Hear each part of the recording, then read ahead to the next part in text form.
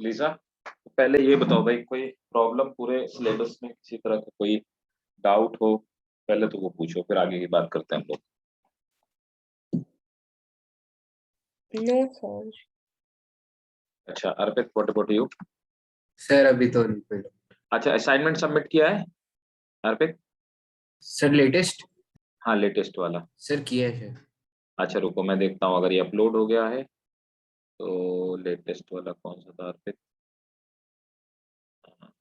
Sir शायद endocrine part 3। Endocrine, right right right. ये scan किससे करते हो यार? ऐसे कैमरे से खींच लेते हो क्या? नहीं सर, कैम्स का नेट से किया है। अच्छा अच्छा,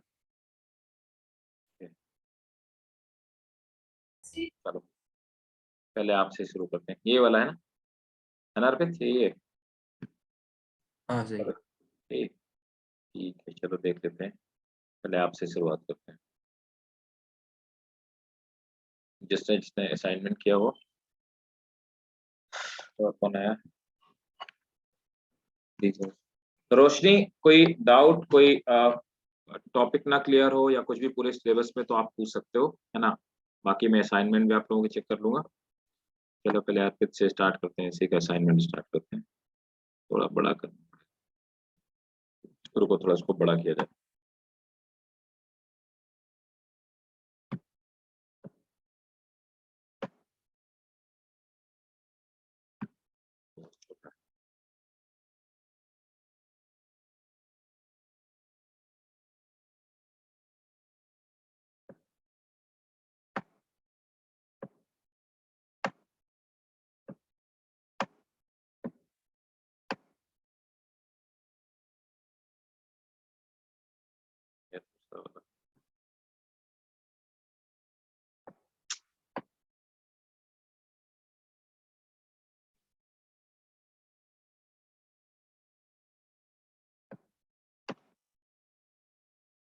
दूसरा पेज कहाँ है वो?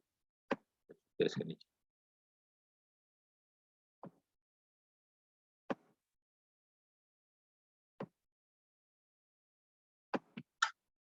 क्या हो रहा है?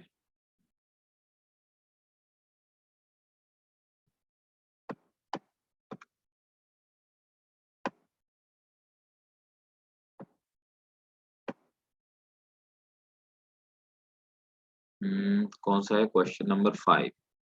ठीक है, क्वेश्चन नंबर 5 क्या कह रहा है? इसको ऊपर किया जाए, अब थोड़ा सा समझ में आ रहा है।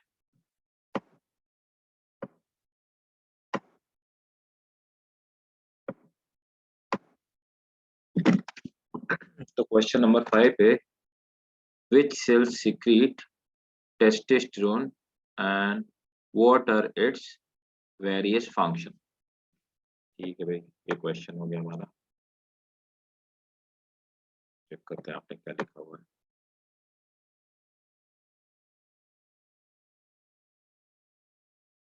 देखो, testosterone is secreted from the endocrine cells called interstitial cell, बहुत बढ़िया, of Leydig cell, very good, situated in the connective tissue, present various situated in the connective tissue, present, अधूरा है स्टेटमेंट यार, प्रेजेंट इन टेस्टिस ऐसे लिख देते ना, present in testis, various functions are, ठीक है, the functions of testosterone are following, ठीक है, ऐसे लिखना है, बढ़िया से लिखो, है ना? राइटिंग स्किल इसको बोलते हैं। द फंक्शन ऑफ, ऐसे लिखना है, the function of testosterone are following, या ऐसे करके डैश करके लिख देते हैं। It stimulate growth and development of the male secondary sex organ, ठीक है। The this hormone is also stimulate development of the male sexual character like beard, ये सेकेंडरी सेक्स कैरेक्टरिस्टिक होते हैं, सेम चीज रिपीट कर दी। It stimulate the formation of sperm, very good, ये सही है ना? ये वाला रिपीट किया आपने। ऊपर और नीचे वाला पहला और दूसरा पॉइंट एक ही है, ठीक है, ऐसे नहीं करो। The hormones promotes the growth of many body tissue, नहीं भाई, ये नहीं करता टेस्टोस्टेरोन, है ना? ये फंक्शन है इसका, ठीक है। ये दोनों ठीक थे, और ठीक है, थोड़ा सा और बढ़िया से लिखो, ठीक है अर्पित, है ना? Okay sir. देखो जैसे ये ऊपर लिखा ना, ये प्रॉपर लिखो, एकदम मन से लिखो, ठीक है, समझे मेरी बात को। जब भी कोई क्वेश्चन लिखो ना, एकदम मन से लिखो, दिल से लिखो उसको, बढ़िया से लिखो, है ना। कोशिश करो कि उसको कितना ब्यूटीफुल रिप्रेजेंट कर सकते हो, जितना भी आप उसका रिप्रेजेंटेशन जितना ब्यूटीफुल होगा, आपको नंबर उतने ही बढ़िया लिखेंगे मिलेंगे, ठीक है। डिस्क्रिप्टिव वाला सब लोग बढ़िया से लिखेंगे, क्योंकि देखो एमसीक्यू में तो कोई चेक करने वाला नहीं, वो तो जो आंसर है वो आंसर है। एमसीक्यू ये बताता है कि आपको आता है या नहीं आता, है ना। लेकिन डिस्क्रिप्टिव सब कुछ बता देता है कि आप कितने बढ़िया से लिख सकते हो, आता है तो आपको कितना ज्यादा अच्छे से आता है। अब आ जाते हैं इस वाले पे, इसको भी थोड़ा सा बड़ा किया जाए तब समझ में आएगा क्या लिखा हुआ। हाँ गुड, लिखा साफ है। देखो ये वाला क्वेश्चन आपने दूर से लिख के थोड़ा सा अच्छा लग रहा है ना, तो ऐसा रिप्रेजेंटेशन होना चाहिए। अब देखते हैं अंदर क्या लिखा है, दोनों चीजें मैटर करती हैं, how you have written and what you have written. इस पे आ जाते हैं, इस वाले पे। ये वाला क्वेश्चन नंबर कौन सा है, क्या लिखा हुआ आपने, question number 6। Question number 6 is what is the precocious puberty, ठीक है। ब्रीफली डिस्क्राइब द सेक्सुअल, तो इसको बड़ा करें यार, ये भी नहीं समझ में आ रहा क्या लिखा है, थोड़ा सा इसको भी बड़ा करें। Briefly describe the sexual pseudo precocity in the boys and girls, ठीक है।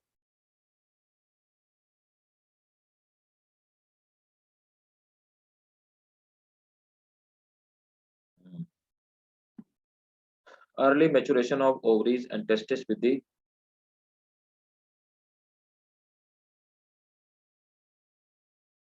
production of ova before the age of 9 year in girls and sperm before the age है, ठीक है।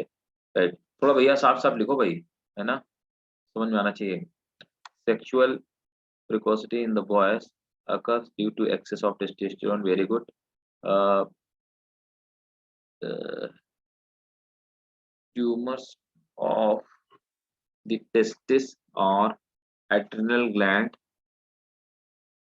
such boys are characterized by enlargement of penis, excess secretion of estrogen by the, ये क्या लिखा है अर्पित, क्या लिखा है, ट्यूमर्स, ह्यूमंस, क्या लिखा है, क्या लिखा है अर्पित, ये सर ये जो मैं अंडरलाइन कर रहा हूँ क्या लिखा है, ये क्या है। बिल्कुल सर, मैं अपने जहाँ मैंने लिखा है ना सर वहां से देख कर बता। हाँ, एस्ट्रोजन बाय दी, ऊपर भी तुमने ऐसे लिखा है ह्यूमन से कि ट्यूमर से, ये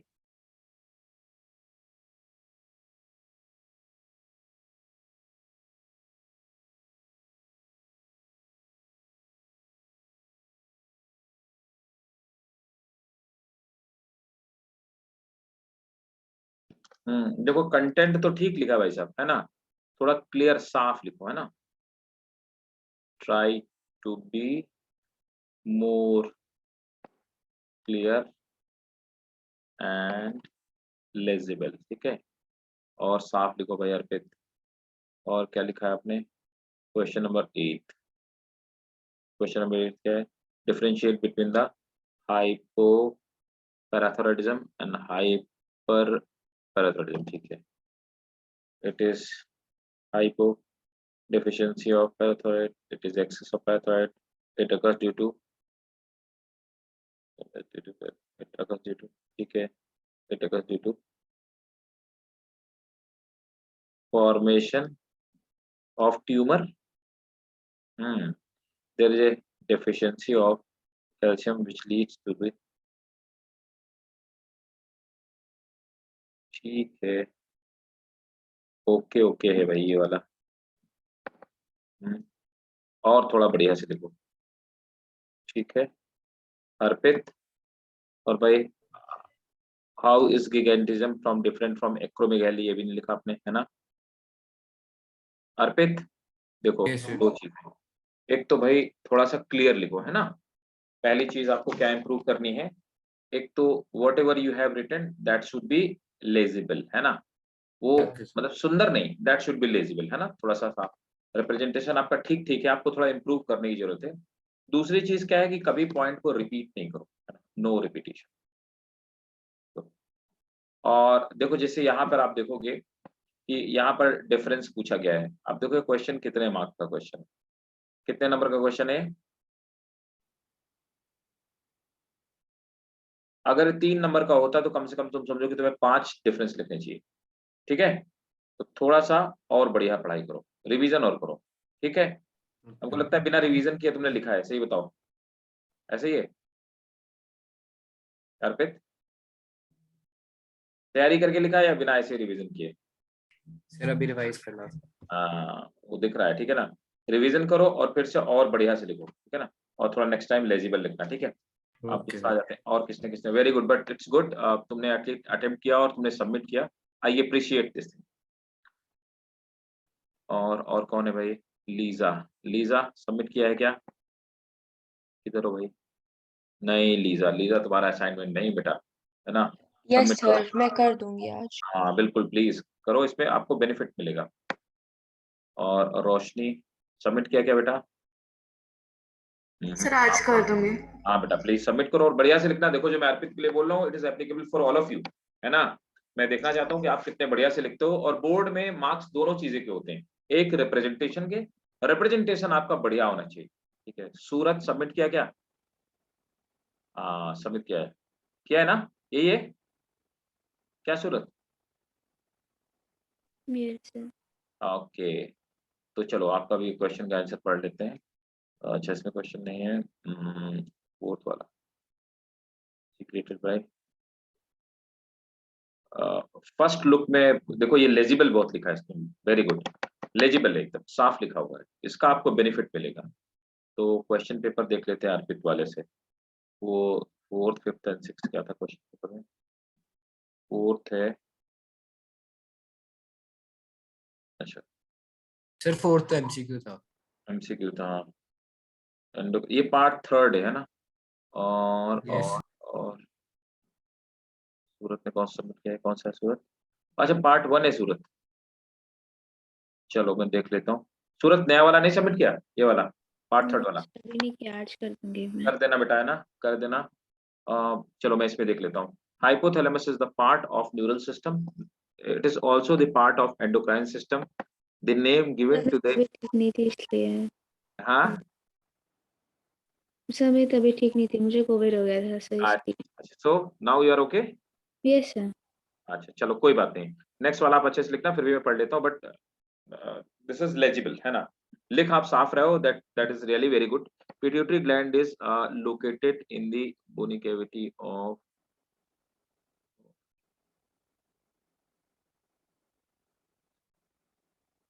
and it is attached to the hypothalamus by the stalk called infundibulum, which is just above the hypothalamus. Prolactin is called the hormone of maturity. Very good. It is secreted by the anterior lobe of pituitary gland. It activates the growth of the breast during the pregnancy secretion. Very good. बढ़िया लिखा, सही लिखा, अच्छा लिखा आपने, है ना? एक दो आंसर देखकर मुझे समझ में आ गया, सही लिखा हुआ है, बढ़िया है ना? ऐसे ही लिखना और नेक्स्ट वाला आप सबमिट कर देना, ठीक है ना? फिर हम लोग चेक करेंगे, देखेंगे, ठीक है? जो भी आपको, अच्छा आप जो भी देखो ऐसे करना, जिसको जो भी, रोशनी का हो गया, लीजा, अर्पित, सूरज, ठीक है? देखो जिसको जो भी क्वेश्चन पेपर मिले, है ना? जो भी क्वेश्चन पेपर मिले, अब जो नेक्स्ट मिले, है ना, जो भी नेक्स्ट टेस्ट हो या यही टेस्ट रहा हो, तो आप उसको सबमिट करना, फिर हम लोग चेक करेंगे, ठीक है? और सभी लोगों से एक्सपेक्टेड है सबमिट करें, और इसने अच्छा लिखा है ऐसे लिखना चाहिए, है ना? आप प्लेन पेपर में लिखो। एक और बात, अगर क्वेश्चन 3 मार्क्स प्लस है, 3 मार्क्स, 4 मार्क्स, 5 मार्क्स, अब तो 4 मार्क्स वाले भी आने लगे ना बोर्ड में, तो अगर क्वेश्चन पेपर 3 मार्क्स प्लस है, तो मैं ये एक्सपेक्ट करता हूं कि 3 मार्क्स वाले क्वेश्चन पेपर में एग्जांपल के तौर पे मुझसे आप ये पूछते हो, what is the function of hypothalamus? मैं क्या करूंगा? कुछ नहीं करना। देखो इसमें आलस क्या करना है ना, डोंट बी लेजी। अगर मैं से आप पूछते हो कि what is the function of hypothalamus या what is the function of hypothalamus, मैं क्या करूंगा? ऐसे करके एक ग्लैंड बनाऊंगा, सिर्फ कुछ नहीं करना। देखो इतना पेन घुमाना है, इतना आपने पेन घुमाया, लिख दो भाई ये हाइपोथैलेमस है ना? और लिख दो यहां से यहां तक, कुछ नहीं करो, ये लिख दो, this is posterior part of pituitary, this is the intermediate lobe and this is the anterior lobe. तीन तुम्हें ये चीज लिखनी है ना? एक हार्मोन का ऐसे फ्लो बना दो यहां से यहां तक, किसी दूसरे कलर से या पेंसिल से आप लोग तो बनाओगे, है ना? कुछ नहीं, यहां से यहां तक हार्मोन का फ्लो बना दो, ठीक है? और इससे पता लग जाएगा कि हाइपोथैलेमस का जो सीक्रेशन होता है यहाँ से होता है। बस इतना बना देना है, आपका डायग्राम हो गया। आपको मुश्किल से 10 सेकंड लगेंगे, लेकिन ये आपके क्वेश्चन की जो वैल्यू होगा वो आधा मार्क्स इसने ऐड कर दिया। अगर 3 मार्क्स का क्वेश्चन भी है ना, तो 1.5 marks had been unnecessary added by this diagram only. ठीक है, और ये बायोलॉजी के टीचर की फितरत होती है, ही they want to see the diagram, flow chart and all that, और वो हमेशा आपको पे करेगा आपके बोर्ड एग्जामिनेशन। ठीक है, ओके।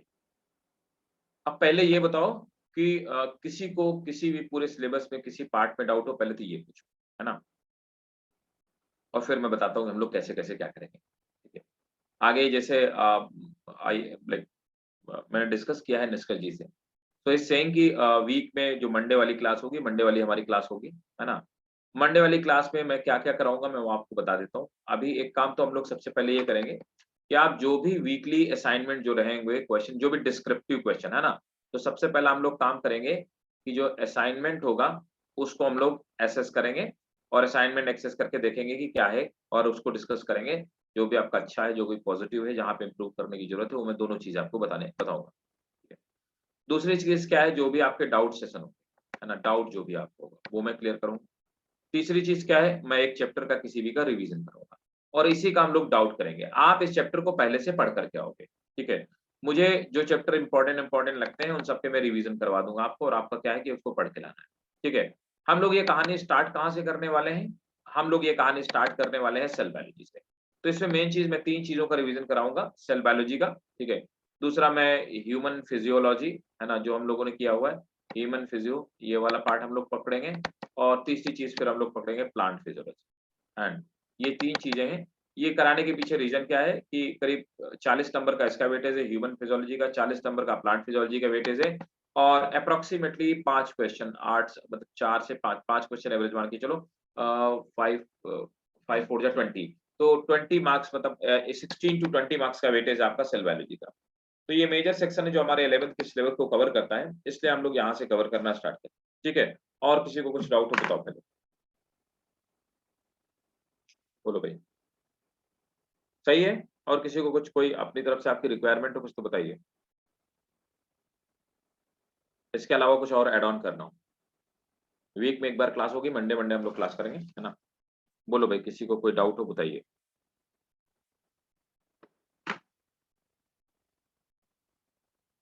और कुछ ऐड ऑन करना चाहते हैं? नहीं? अरे! ठीक है। तो चलो फिर आप स्टार्ट करते हैं रिवीजन सेशन, है। तो 1 मिनट।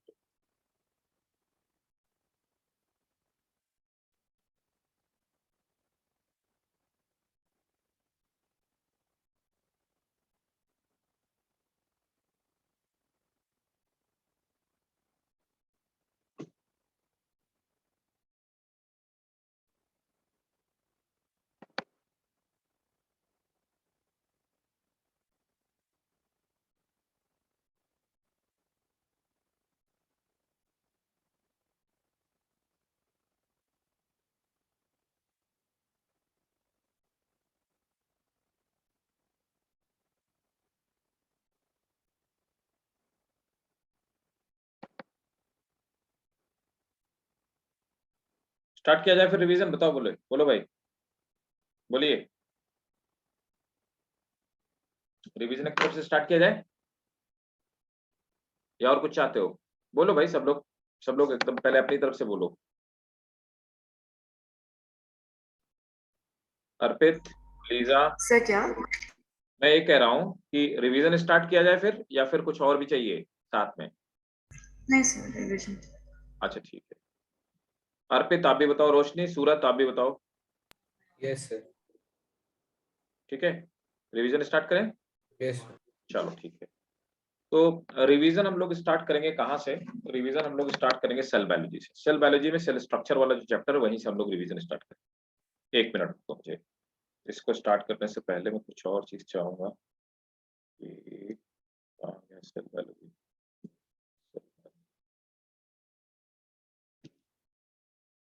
हुँ। तो पहले मैं कुछ चेक भी करना चाहूँगा साथ।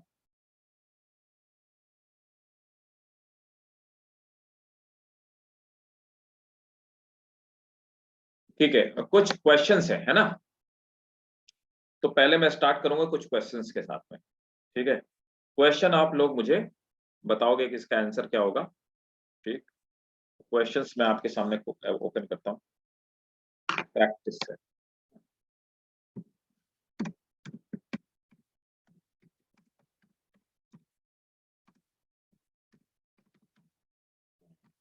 इस टेक्निक का मैं आपके सामने बोलता हूँ।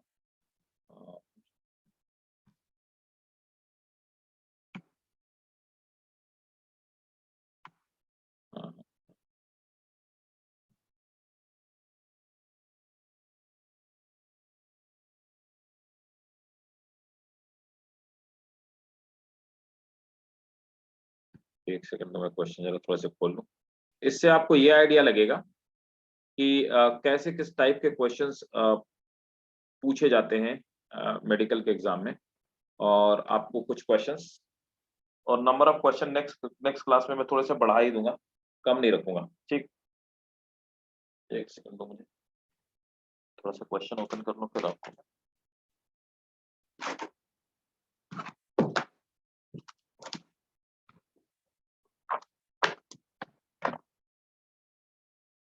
सेल बैक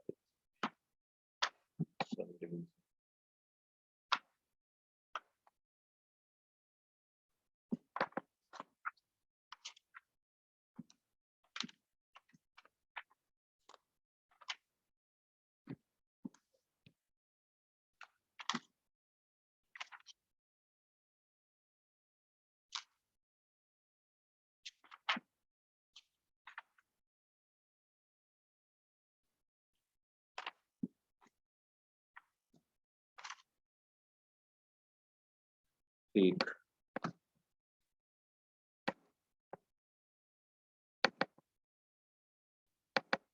देखो, जिससे मैं पहले पूछूंगा पहले वो जवाब देगा, है ना। और अगर वो नहीं दे पाएगा तो फिर बाकी कोई भी देगा, ठीक है। तो एक एक करके मैं पूछना स्टार्ट करता हूँ। ये वो क्वेश्चन है जो मेडिकल में ऑलरेडी पूछे हुए क्वेश्चन, है ना।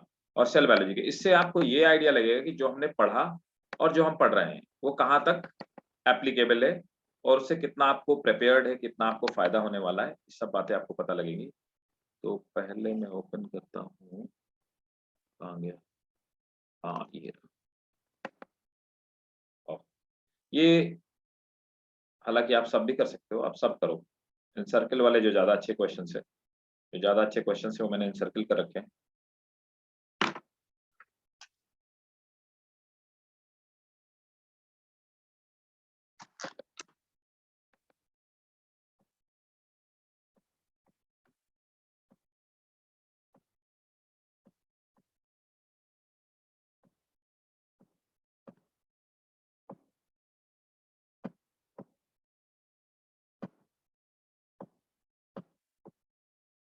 दिखाई दे रहा है ना सबको क्वेश्चन पेपर, है ना, दिख रहा Yes, होगा sir. ना? हाँ तो ठीक है। चलो पहला वाला जो क्वेश्चन है ना, क्वेश्चन नंबर 85, ठीक है। क्वेश्चन नंबर 85, तो क्वेश्चन नंबर 85 है, 2 सब unit of ribosome remains United at a critical ion level of, बताओ भाई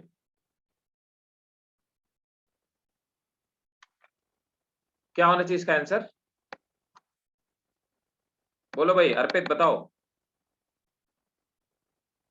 लीजा, रोशनी, सूरत, बताओ कौन बताएगा। चारों लोग बताओ, चलो जल्दी जल्दी बताते हो। देखो मैंने आपको एक चीज बताया था, मैं थोड़ा सिंप्लीफाइड करता हूं। मैंने आपको बताया था कि राइबोसोमल सब यूनिट का फॉर्मेशन जो होता है वो होता है कहां पे, न्यूक्लियोलस में।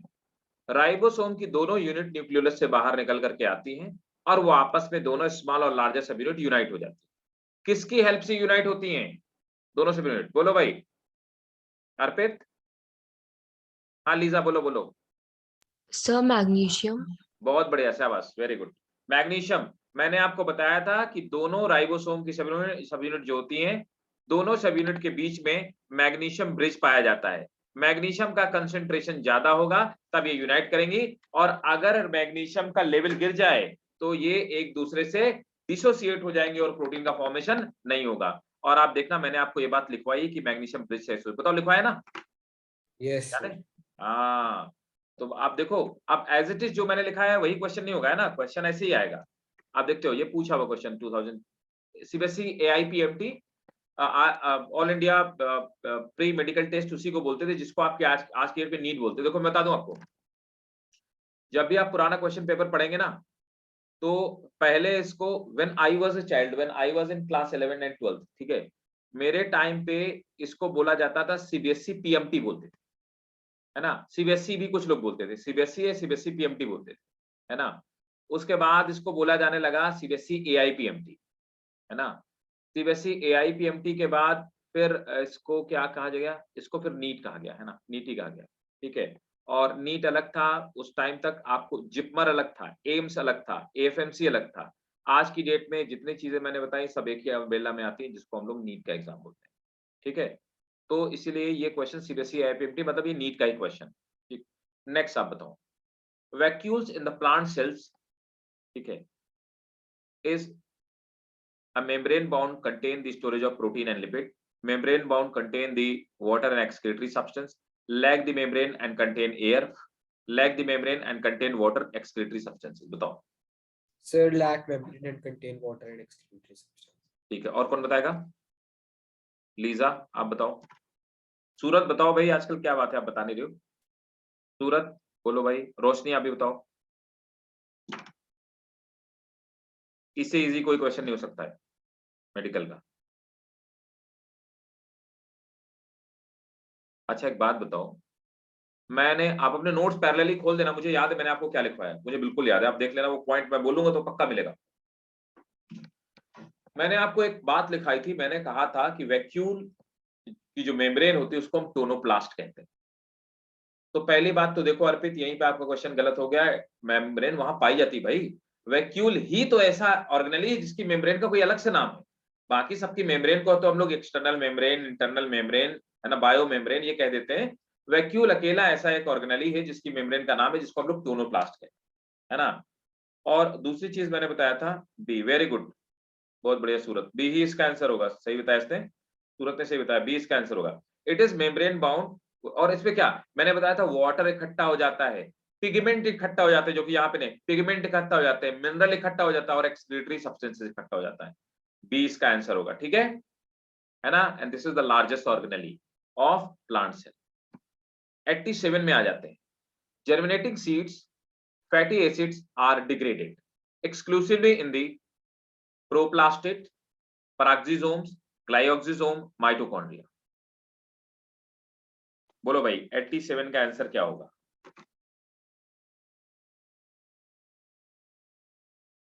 In germinating seed, fatty acids are degraded exclusively in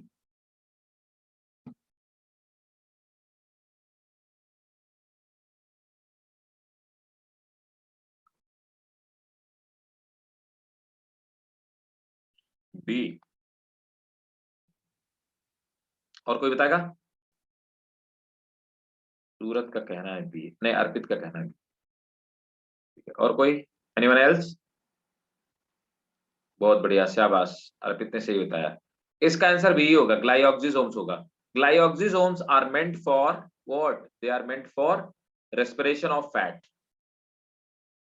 चलो 88 पे आ जाते हैं। What is the common between chloroplast, chromoplast and leucoplast? बहुत बढ़िया, तीनों चीजों में कॉमन क्या है? एम्स का क्वेश्चन, बढ़िया क्वेश्चन पूछते, देखो सिंपल क्वेश्चन पूछा और अच्छा क्वेश्चन है। The presence of pigment, possession of thylakoid and grana, storage of starch, protein and lipid, ability to multiply by fission like process। कौन बताएगा?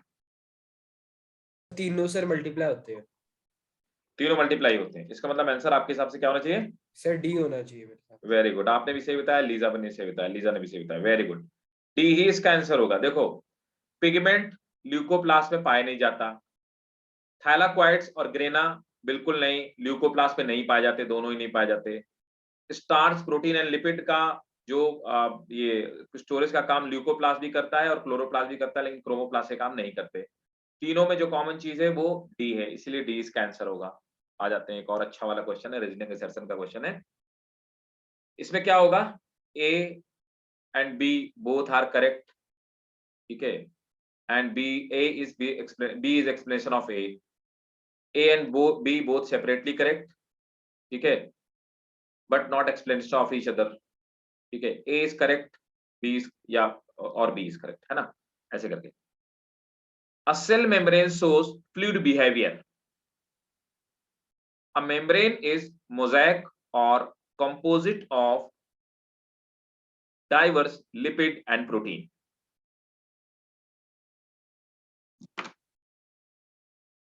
बताओ भाई 39 इसका 89 का क्या होना चाहिए?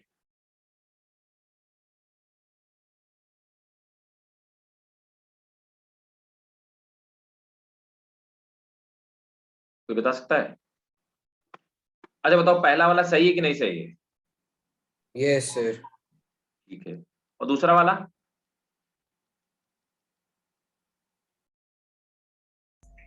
सर No, ये भी sir. सही, ये भी सही है सर. ये भी सही है, ठीक है, और कोई?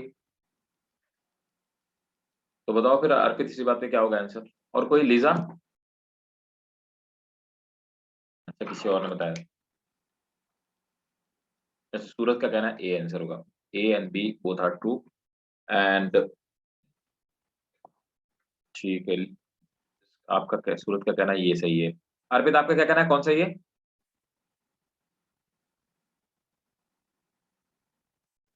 बाकी और कोई? रोशनी बताओ क्या सही होगा इसमें? देखो सर ये भी दोनों ही करेक्ट होगा. दोनों ही करेक्ट होगा, ठीक है, और एक्सप्लेनेशन है कि नहीं है?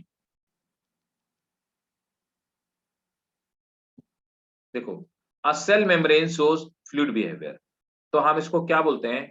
क्वाजी फ्लूइड बोलते हैं. तो बिल्कुल सब बात सही है, ये क्वाजी फ्लूइड बिहेवियर, तो फ्लूइड का बिहेवियर तो शो करता है. A membrane is a mosaic or composite of diverse lipid and protein. ये क्वाजी फ्लूइड है क्योंकि लिपिड और प्रोटीन से मिलकर बना है. Both A and B are true, है ना, but B is not reason of A. B सही होगा इसका, है ना. तो एक्सप्लेनेशन सही नहीं है, ये इसी के आगे की बात कही गई है ना. दोनों में कंटिन्यूटी तो है लेकिन ये एक्सप्लेनेशन नहीं, ठीक है. यहाँ पे इसका एक्सप्लेनेशन क्या हो सकता है? A membrane is shows fluid behaviour because it is made up of bilayer of lipid. अगर ये दिया होता तो A and B both must be correct and B is correct explanation of A, ये हो सकता था, ठीक है. यहाँ पर ए और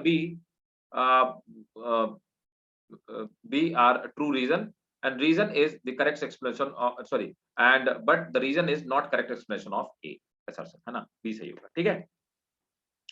29 हो गया, है ना. और अब नेक्स्ट एक और आपको दिखाता हूँ, एक और करके दिखाऊंगा. देखो ऐसा तो नहीं लग रहा कि कोई कोई तुम्हारा कुछ ऐसा जो तुम्हारा नहीं पढ़ा, ये बताते हो मुझे साथ साथ. नहीं सर. है ना, मैं आपको यही बोल रहा हूँ कि मैं आपको सिर्फ ये बताना चाहता हूँ कि मैंने आपको वही पढ़ाया है, और अगर आपको जो मैंने पढ़ाया अगर आप वो कर लेते हो तो ये क्वेश्चन, ऐसा कोई क्वेश्चन नहीं जो आप ना कर पाओ. आपके सामने सामने मैं आपको करवा रहा हूँ, ऐसा भी नहीं मैंने पहले से दे रखा हो आपको. चलो इसको भी समझ लेते हैं, एक और क्वेश्चन का सेट है, ये भी प्रीवियस ईयर ही है.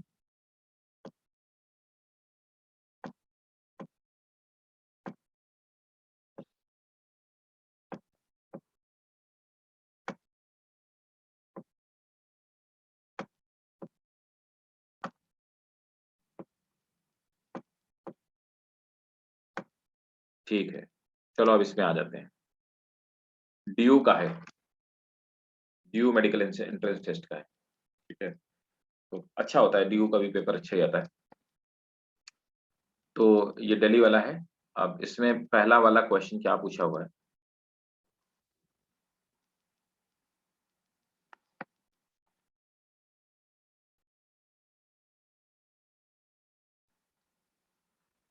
देखो पहला वाला है ना, तो उसकी बात कर लेते हैं हम लोग. Subunit of 80s ribosomes are 40s 60s both none of above. Easy question. बताओ भाई क्या होगा आंसर? अब इससे इजी कोई क्वेश्चन नहीं हो सकता बच्चों वाला. आज की डेट में तो ऐसा क्वेश्चन नीट में आएगा ही नहीं, पक्का मान लो. इतना इजी भी नहीं आएगा. क्या होगा अर्पित? इसी में आंसर. सूरत का कहना है सी होना चाहिए, बोथ ए एंड बी। बताओ भाई, बाकी लोग बताओ। लीजा, रोशनी, अर्पित, क्या होना चाहिए? बोलो, सब लोग क्वेश्चन करो, सब लोग ट्राई करो, अटेम्प्ट करो, है ना। सही होगा गलत होगा अलग की बात है, पर एटलीस्ट आपको लॉजिकली अटेम्प्ट करना हो चाहिए।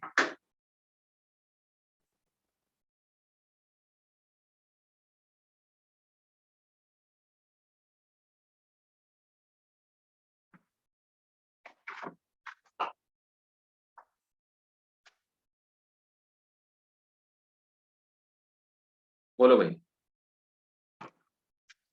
अच्छा, अर्पित का कहना, अच्छा सूरत ने कहा सी है, अर्पित ने कहा ए है, लीजा ने कहा सी है ना। So answer goes to majority. Lisa ने सही बताया और सूरत ने भी सही बताया, वेरी गुड, है ना। अर्पित ए नहीं होगा, देखो ना भाई, मैंने आपको क्या बताया था, मैंने आपको बताया था 80s में 2 सब यूनिट पाई जाती हैं, लार्जर और स्मॉलर। लार्जर 60 होती है और स्मॉलर कितनी होती है, 40 होती है। दूसरा मैंने बताया प्रोकैरियोटिक राइबोसोम 70s होते हैं। 70s में क्या होता है, इसमें होता है 50s और 30s होता है ना, ये तो बताया था मैंने। Sir simple. मुझे एक ही याद आ रहा था सर। देखो, which of the following is not a plastid? Mitoplast, chloroplast, chromoplast, leucoplast. खैर सब बहुत बच्चों वाला क्वेश्चन है। सर माइटोप्लास्ट। 92 का ये होगा, सूरत ने बताया, बहुत बढ़िया, शाबाश सूरत से बताया, आपने भी सही बताया, माइटोप्लास्ट इसका आंसर। ठीक है, आप देखते जाओ। अब आप एक चीज ऑब्जर्व करते हो, एम्स का क्वेश्चन देखो, नीट का क्वेश्चन देखो, और बाकी जितने भी स्टेट एग्जाम होते हैं उनका क्वेश्चन देखो, है ना। डीयू वाले खैर देखने लायक होते हैं। आप ये एचपी का भी है और एमपी पीएमटी में पूछा हुआ, अब ये सब एमपी पीएमटी एचपी हो गया, सब इजी क्वेश्चन को देखना जाए। Highest number of enzyme are found in lysosome, mitochondria, chloroplast, पैराक्सिसोम्स।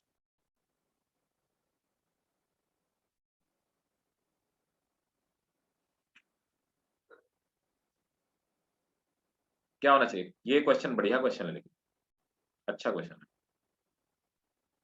Highest number of enzymes are found, guess करो किसमें पाए जाने चाहिए? लाइसोसोम में 50 डिफरेंट टाइप ऑफ एंजाइम्स पाए जाते हैं, ये तो स्टेटमेंट में आपको लिखवा भी चुका हूं, लेकिन एक लाइसोसोम में नहीं, अलग अलग लाइसोसोम। क्लोरोप्लास्ट के अंदर C3 C4 साइकिल भी चल सकती है ना, है ना। डार्क और लाइट साइकिल दोनों चलती है, C3 और C4 साइकिल चलती है। माइटोकॉन्ड्रिया के अंदर क्रेब साइकिल चलती है। मैं आपको हिंट दे रहा हूं, पैराक्सिसोम ऑक्सीडेशन का काम करते हैं और डिटॉक्सिफिकेशन का काम करते हैं। आप बताओ कौन बताएगा, जल्दी से बताओ।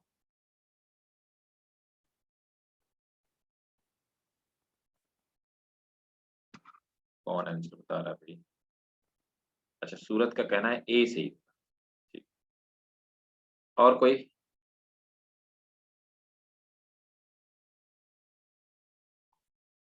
रोशनी बताओ भाई, कोई विचार है आपके? Any guess? ए सही होगा भाई, नहीं सॉरी, सी सही होगा। एक्चुअली लाइसोसोम में 50 डिफरेंट टाइप एंजाइम पाए जाते हैं, बात बिल्कुल से।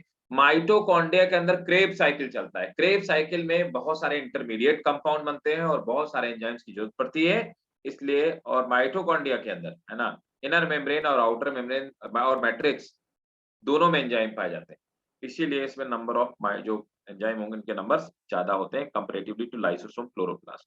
ठीक है, माइटोकॉन्ड्रिया के बाद अगर मेरे से आप पूछोगे तो दूसरे नंबर पर आएगा आपका क्लोरोप्लास्ट, फिर लाइसोसोम आएगा। That's how, that is the sequence. Which organelle is present in higher number in secretory cells? Which organelle is present? कौन सी जो secretion का काम करती है, मतलब ग्लैंडुलर एपिथेलियल सेल जिससे किसी की बनी होती है, तो ग्लैंडुलर एपिथेलियल सेल जो secretory वेसिकल्स का, secretory cells का फॉर्मेशन करती हैं, उनमें कौन सा ऑर्गेनेल सबसे ज्यादा पाया जाएगा? लीजा ने कहा बी, मतलब लीजा कहना बी। अच्छा, एंडोप्लाज्मिक रेटिकुलम पाया जाएगा, कौन बताएगा बताओ? और कोई? 94 वाले का क्या आंसर होना चाहिए?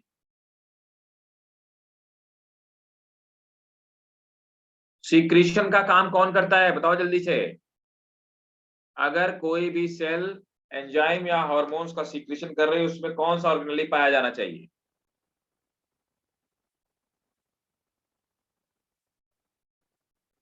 अच्छा, एक बात बताओ, अगर सेल सीक्रेशन का सीक्रेटरी एपिथेलियम, तो गोल्गी पाया जाएगा नहीं पाया जाएगा? गोल्गी तो सीक्रेशन का काम करता है, और गोल्गी तो यहाँ पे है नहीं, तो गोल्गी को प्लांट में हम लोग क्या बोलते हैं? डिक्टियोसोम बोलते हैं। आंसर इसका डिक्टियोसोम होगा भाई, ठीक है। अगर इसकी जगह गोल्गी कॉम्प्लेक्स दिया होता तो आंसर गोल्गी होता। एंडोप्लाज्मिक रेटिकुलम तो क्या करते हैं? प्रोटीन की सिंथेसिस करते हैं, प्रोटीन को कुछ मैन्युफैक्चर करने का काम करते हैं, लेकिन सीक्रेशन का काम जो करता है गोल्गी कॉम्प्लेक्स करते हैं, ठीक है। वे साइकिल बना करके प्रोटीन को पैक कर करके बाहर सीक्रेट करते हैं। चलो ग्रेट। तो अब हम लोग आ जाते हैं क्वेश्चन नंबर नेक्स्ट है 95। 95 क्या कह रहा है? Which of the following technique other than microscopy is used for study of the cell? ये टफ क्वेश्चन, कोई बता सकता है क्या? आप देखो ये क्वेश्चन आया कहाँ से, है ना। बहुत सारे बच्चे बोल देते हैं, अब जैसे क्वेश्चन में टेस्ट में देता हूँ, बहुत सारे बच्चे बोलते हैं सर ने out of syllabus question paper बना दिया, ठीक है। देखो सर ने out of the question paper नहीं बना दिया। क्वेश्चन पेपर में आप देखो, आप मेडिकल का सिलेबस देखोगे तो मेडिकल के सिलेबस में एक चीज जो है जो आपको नहीं दे रखी है, वो है tools and techniques of cell biology. Tools and techniques जैसी कोई भी चीज आपके एनसीईआरटी में नहीं है, लेकिन आपके सामने ही, मतलब प्रत्यक्षम किम प्रमाणम, राइट। सो आपको जो मैं आपको दिखा रहा हूँ, सो उसका कोई मतलब विटनेस आपके सामने ही है कि क्वेश्चन पूछा जाता है, और नीट में भी आपको question frequently will get the question in NEET examination, right. तो आपको क्या करना है? टूल्स एंड टेक्निक्स जो है वो पढ़नी है। इसका जो आंसर होगा वो है ऑटो रेडियोग्राफी, है ना। नोट कर लो, इसका आंसर होगा ऑटो रेडियोग्राफी। और ऑटो रेडियोग्राफी आप नोट करो, जहां पे आपने नोट्स लिख रखा है नोट करते हो। अब देखो नोट करते हो जो मैं आपको एक्स्ट्रा पॉइंट बताता हूँ, ठीक है ना। रिवीजन के लिए, हमेशा रिवीजन के लिए अलग से नोटबुक रखिए और आगे उसमें लिखते आइए। मैं इसमें आपको मेडिकल का भी बताता जाऊंगा, नोट करते जाओ। It is used in studying, auto radiography है क्या चीज? Auto radiography, it is used in studying metabolic pathway, comma, function of cell organelle. It is used in studying metabolic pathway, function of cell organelle, comma, DNA replication, DNA replication. हाँ जी बेटा, note करो। It is used in studying metabolic pathway, function of cell organelle. It is used in studying metabolic pathway, comma, function of cell organelle, function of cell organelle, comma, transport pathway, DNA replication, transcription and translation, full stop. Transcription and translation, full stop. The process is carried out with the help of radioactive isotopes. The process is carried out with the help of radioactive isotopes. Sir आप क्या note करा रहे हो? Sir मैं network issue में से out हो गया था। ऑटो रेडियोग्राफी करा रहा हूँ। ऑटो रेडियोग्राफी क्या चीज होती है?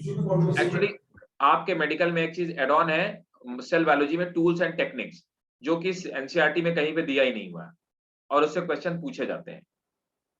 ये बीएचयू का क्वेश्चन है ना। These are incorporated in the cell with the help of radiation. These are incorporated in the cells with the help of radiation emitted by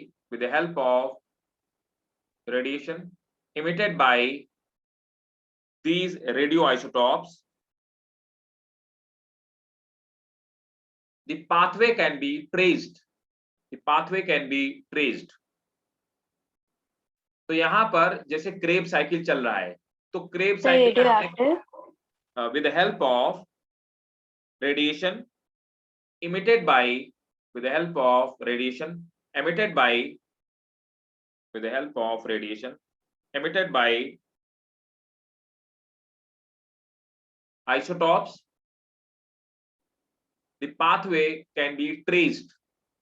The pathway can be traced. Simple सी बात है। कैसे हुआ? मुझे Krebs cycle पढ़ना है। मैंने क्या किया, कार्बन डाइऑक्साइड जो भी पास किया उस कार्बन डाइऑक्साइड में, या फिर मान लो मुझे ये करना है C3 साइकिल स्टडी करना है, तो कार्बन डाइऑक्साइड जो आई मैंने उसको C14 कर दिया, रेडियो आइसोटोप यूज करके। अब मैं उस रेडियो आइसोटोप को ट्रेस करता जाऊंगा, मुझे पता चल जाएगा कार्बन कहाँ गया और पाथवे कैसा था, वो मुझे सब पता लग जाएगा। ठीक है, इस तरह से हम लोग इसको यूज करते हैं, है ना।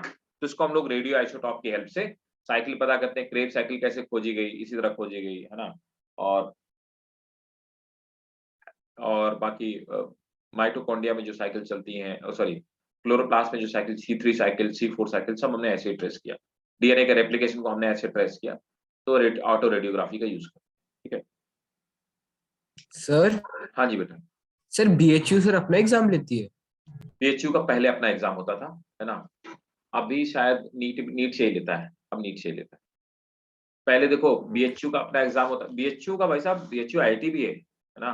तो पहले BHU का अपना इंजीनियरिंग भी था, फिर BHU रुड़की का अपना इंजीनियरिंग था, और दोनों का अपना अलग ये भी था, MBA बाकी प्रोग्राम। BHU का मेडिकल भी अलग था। फिर क्या हुआ, नीट के आ जाने से और ये जो आपका आ गया ये CBSE, ये जो क्या बोलते हैं उसको, जेई, है ना। जेई जो आ गया, तो जेई से वो लोग अब लेने लगे उसको, अपने इंजीनियरिंग को, तो उन्होंने उसको IIT में कन्वर्ट कर दिया है ना। तो जेई में इनकॉर्पोरेटेड हो गया। ऐसे ही मेडिकल के लोग नीट के थ्रू ही लेने लगे। और BHU का पहले अपना अलग एग्जाम होता था। यूपी के जितने मेडिकल कॉलेज, उनका एक यूपी PMT करके अपना अलग एग्जाम होता था, है ना। उस टाइम पे, जिस टाइम के क्वेश्चन पेपर है, मतलब 2008-2010 में, उस टाइम पे CBSE PMT अलग होता था और यूपी PMT अलग होता। CBSE के बाद कोई अच्छा एग्जाम था तो यूपी PMT का ही था, तभी क्वेश्चन पेपर अच्छा बनता था। लेकिन आज की डेट में सब नीट से लेने लगे हैं। ठीक है, अब देखो अगला वाला क्वेश्चन बहुत बार पूछा गया, हालांकि ये जो सामने क्वेश्चन दिया गया है HPPMT का है ना। तो HPMT, who was the first time develop electron microscope, किसने बनाया था इलेक्ट्रॉन माइक्रोस्कोप? सिंपल क्वेश्चन है, लेकिन बहुत बार पूछा गया क्वेश्चन। अब देखो ये सब क्वेश्चन दे नहीं रखे कहीं पे NCERT में। अब बहुत बच्चे बोलते हैं सर आउट ऑफ सिलेबस है, कहीं आउट ऑफ सिलेबस नहीं, क्वेश्चन सब पूछे, ये पीटे हुए क्वेश्चन, ये तो आएगा भी नहीं। 95 वाला इंपॉर्टेंट या भी सकता है, ये 96 वाला in the worst case it can be a question of medical examination, but hardly they'll ask this kind of the old questions, right? तो बताओ भाई कौन बताएगा 96? अरे नॉल और रस्कानिक हो जाता भाई, बड़ा पॉपुलर क्वेश्चन है, नॉल और रस्कानिक, है ना, इलेक्ट्रॉन माइक्रोस्कोप हो जाए।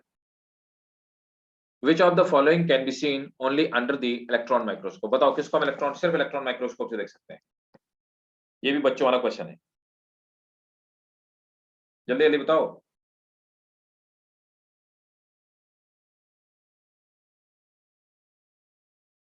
बोलो इलेक्ट्रॉन माइक्रोस्कोप से।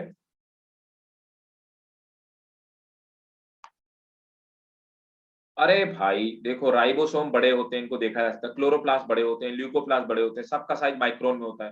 क्रोमोसोम कहाँ देखे जाते हैं? क्रोमोसोम तो याद है, मैंने आपको बताया था कि क्रोमोसोम को सिर्फ जब सेल डिवाइड हो रही हो तो वो भी मेटाफेज में देख सकते हैं, याद आया? बोलो भाई। Yes sir, yes sir. तब फिर तो याद रखना, क्रोमोसोम को देखा जा सकता है।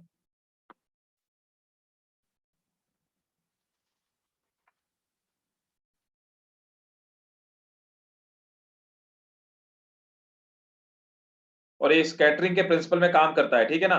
10,000 से नोट कर लो चाहे, it work on the principle of scattering, और 10,000 से 1 2 3 4 5 10,000 टू 1 लाख टाइम किसी भी चीज को जूम किया जा सकता है। It can zoom any object 10,000 to 1 lakh x times, right. ठीक है, और स्कैटरिंग के प्रिंसिपल पे काम करता है।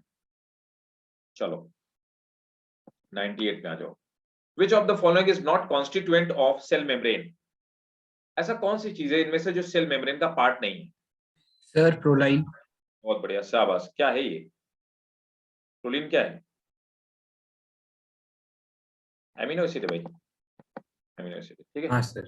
प्रोलिनिक अमीनो एसिड, बहुत बढ़िया। चलो तो नेक्स्ट वाले में आते हैं। Select the incorrect statement from the following, बताना क्या गलत है। Both chloroplast and mitochondria contain inner and outer membrane. Both chloroplasts and mitochondria have an internal compartment. The thylakoid space is bounded by the thylakoid membrane. ठीक है। Both chloroplasts and mitochondria contain DNA. The chloroplasts are generally much larger than mitochondria. बताओ इसमें क्या गलत। बहुत बढ़िया question है, CBSE PMT का। देखो सीबीएसई पीएमटी लिखा हुआ है ना, सीबीएसई एआई पीएमटी 2007 के क्वेश्चन। बताओ वही क्या होना चाहिए।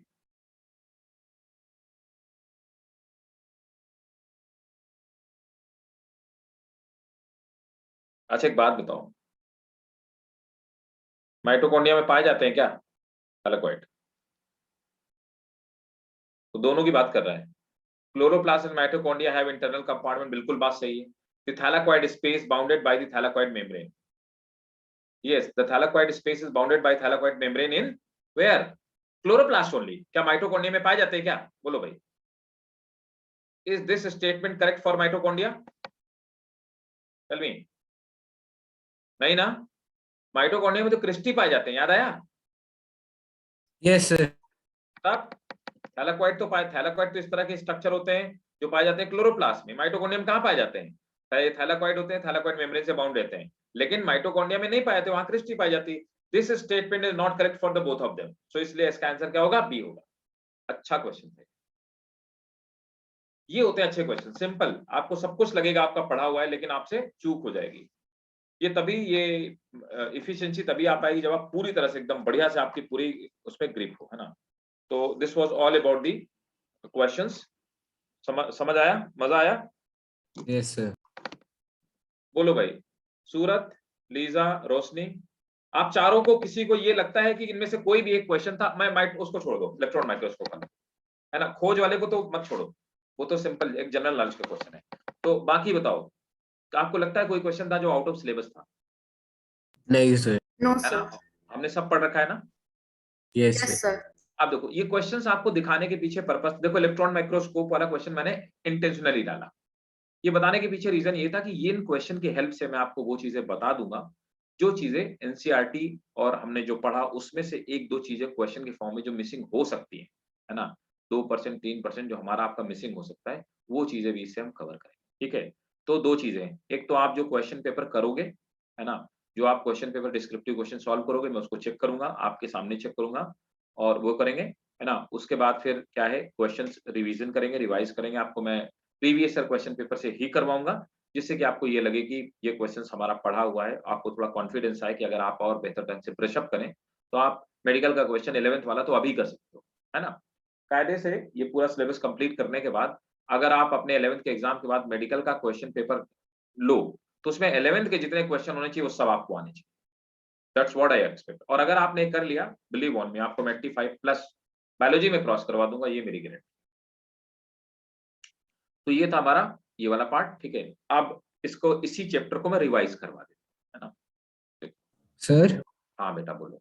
सर आप नेक्स्ट क्लास में कौन से चैप्टर से पूछोगे सर? आप प्रिपेयर करके हाँ मैं रखिए। वही अभी से बता दे रहा हूँ, है ना। ये तो मैं अभी रिवीजन करा दे रहा हूँ और नेक्स्ट क्लास में एक काम करेंगे, इसके कुछ और क्वेश्चन करेंगे, नोट कर लो चाहे। सेल, आप मुझे याद भी दिलाओगे, है ना। सेल यूनिट का हम लोग फिर से क्वेश्चन करेंगे, इसके क्वेश्चन करेंगे, क्वेश्चन इसी के करेंगे, है ना। और रिवीजन नेक्स्ट चैप्टर का करूंगा, बायोमोलिक्यूलर साथ नेक्स्ट चैप्टर। बायोमोलिक्यूलर नहीं, सेल साइकिल, सेल डिवीजन क्या है देखो जरा, एनसीईआरटी में दूसरा नेक्स्ट चैप्टर क्या है।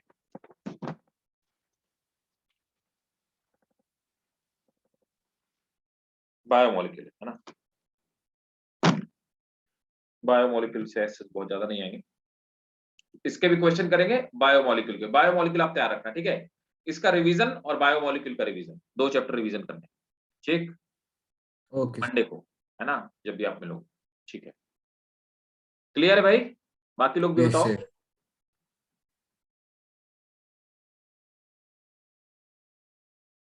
और सब लोग पार्टिसिपेट करो भाई, अगर मैं कुछ करवा रहा हूँ तो सब लोगों का मुझे पार्टिसिपेशन चाहिए, है ना। देखो, अब मैं एक एक करके आपको रिवीजन कराता जाता हूँ, है ना। ऑलरेडी मैंने पढ़ा रखा है, इस दूसरी क्लास में मैं आपको रिवीजन करा रखता हूँ। देखो सेल हम लोग देख सकते हैं, है ना। ये हमारा सेल का स्ट्रक्चर हो गया। आउटर ग्लाइकोकैलेक्स की बनी है ना। ये ग्लाइकोकैलेक्स का बना हुआ इसका कैप्सूल होता है ना। प्रोकैरियोटिक सेल का हम लोगों ने पढ़ा भी हुआ था। और इसमें ये देखो बीच में जो पड़ा हुआ है इसको हम लोग न्यूक्लियोइड कहते हैं, न्यूक्लियस इसको नहीं कहते हैं। पिलाई पाए जाते हैं इसमें कुछ, है ना। और ये रहे कुछ, ये अंदर साइटोसोल पाया जाता है, प्लाज्मिड पाया जाता है। प्लाज्मिड का क्या काम होता है बैक्टीरिया में? बोलो भाई, प्लाज्मिड का कौन काम बताने वाला है? Who's going to tell me? Plasmid का फंक्शन क्या होता है? बोलो बोलो भाई। अरे रिवीजन नहीं हुआ भाई।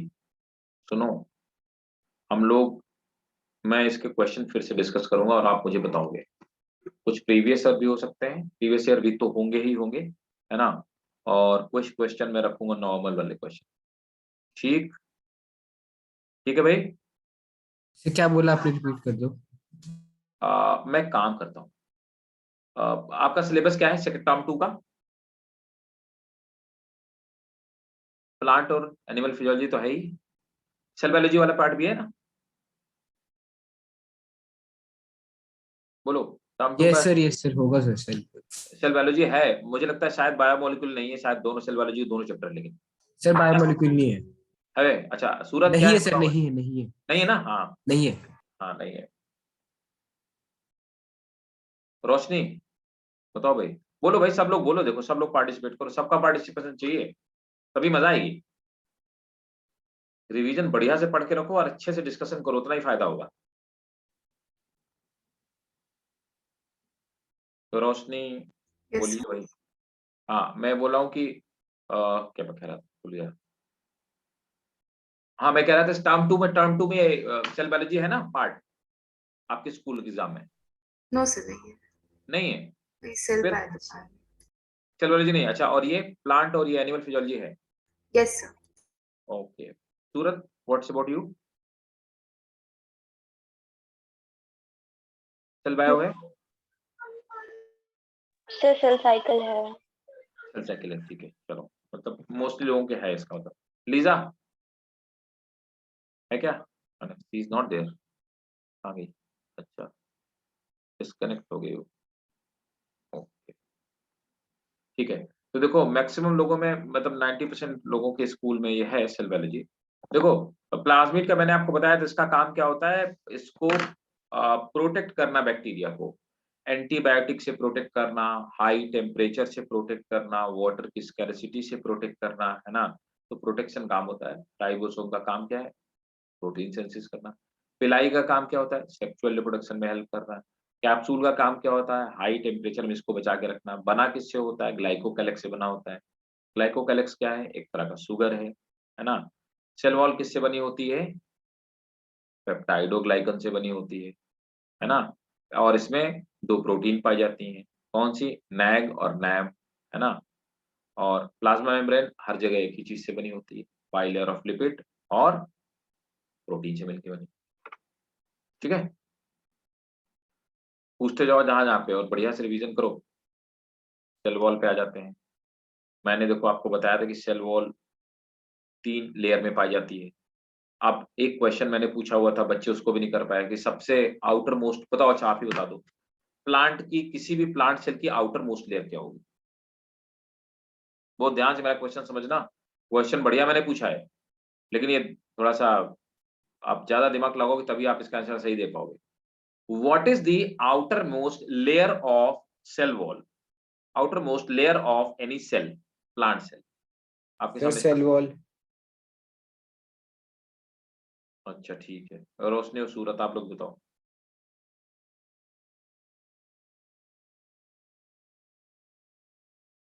Outer most layer of plant cell.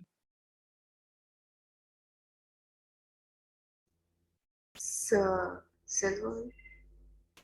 Surat, what's about you? क्या होना चाहिए आउटर मोस्ट लेयर? ये क्वेश्चन मैंने पूछा हुआ था एक टेस्ट में, आपको नहीं दिया, किसी और को दिया हुआ था, सबने गलत कर दिया।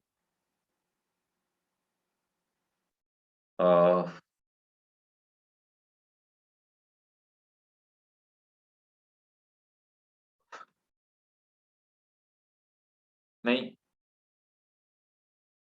देखो दोनों सेल आपस में जुड़ी हुई होती हैं, है ना, तो किसकी हेल्प से जुड़ी हुई होती हैं? अरे ये मिडिल लैमेला नहीं पाया जाता, ये एक ये सेल वॉल हो गई और एक ये सेल वॉल हो गई, दोनों को जोड़ने वाला एक सीमेंटिंग मटेरियल होता है, इसको हम लोग बोलते हैं मिडिल लैमेला। मिडिल लैमेला किसका बना होता है? बोलो, होता है ना मिडिल लैमेला, किसका बना होता है? Yes sir. कैल्शियम पेक्टेट का, कैल्शियम पेक्टेट का बना होता है ये मिडिल लैमेला। तो सेल वॉल के बाहर तो मिडिल लैमेला पाया जाएगा, आउटर मोस्ट लेयर भाई साहब मिडिल लैमेला होगी। बोलो हुई कि नहीं हुई? सर कैसे हुई सर, वो तो बीच का पार्ट है ना सर। तो वही तो बोल रहा हूँ कि सबसे ऊपर लेयर किस चीज की बनी है। मैंने कहा कि मेरे ये दो फोन है, मैंने दोनों फोन चिपका दिए, बताओ मैं दोनों फोन चिपका देता हूँ, ठीक है, मैं कहता हूँ इस फोन के सबसे आउटर मोस्ट लेयर पे क्या है, बताओ क्या है? कवर है फोन का, फेविकोल की लेयर है, बोलो है कि नहीं है? मैं दोनों को खींचूंगा, अलग करूंगा, तो ऊपर क्या साफ दिखाई देगा? क्या दिखाई देगा बताओ? ऊपर यहाँ पे क्या सर दिखाई? ऊपर फिर लेयर होगी सर, फेविकोल की लेयर होगी ना, यही तो मैं पूछ रहा था कि आउटर मोस्ट लेयर क्या है सेल की, प्लांट सेल की, और अगर उसमें मिडिल लैमेला दे रखा है तो आंसर मिडिल लैमेला हो, ठीक है। Okay sir. अब देखो यहाँ पर क्या है, ये तो आपको पता है कि प्राइमरी जो नए सेल नए प्लांट होते हैं उनमें सिर्फ प्राइमरी सेल वॉल होती है, जो पुराने होते हैं उनमें सेकेंडरी सेल वॉल भी होती है। प्राइमरी सेल वॉल भी किसकी बनी होती है? सेलुलोज और मैट्रिक्स की बनी होती है, और सेकेंडरी सेल वॉल भी किसकी बनी होती है? सेलुलोज की, मैक्रोफाइब्रिल और मैट्रिक्स की। जिसको जहां पे डाउट हो पूछते आना, है ना, ये आखिरी बार है। आप देखो जब प्लांट और पुराना हो जाता है तो कई बार इस प्लांट की जो सेल होती है वो डेथ हो जाती है उसकी। रीजन क्या होता है? उसमें अंदर की तरफ प्रोटोप्लाज्म की जगह टर्सरी वॉल का भी डेवलपमेंट हो जाता है। और वो टर्सरी वॉल में क्या हो सकता है? जो अल्टीमेट मतलब बिल्कुल पूरी फुल्ली मैच्योर या डेड प्लांट्स होते हैं, उसमें लिग्निन डिपॉजिट हो सकता है। लिग्निन क्या है? इसमें परमेबिलिटी बनी रहती है, इट इज परमेबल। सुवेरिन डिपॉजिट हो जाता है, ये फैटी एसिड सब्सटेंस है, ये इम्परमेबल है वाटर के लिए, है ना। क्यूटिन डिपॉजिट हो सकता है, ये क्या है? ये फैटी सब्सटेंस है। तो किसी भी प्लांट में, बहुत पुराने प्लांट में प्राइमरी सेकेंडरी के अलावा टर्सरी लेयर भी बन सकती है ना। और टर्सरी जो सेल वॉल होती है वो किसकी बनी होती है? लिग्निन, सुवेरिन या क्यूटिन की बनी। Is it clear? Yes sir. Yes, sir.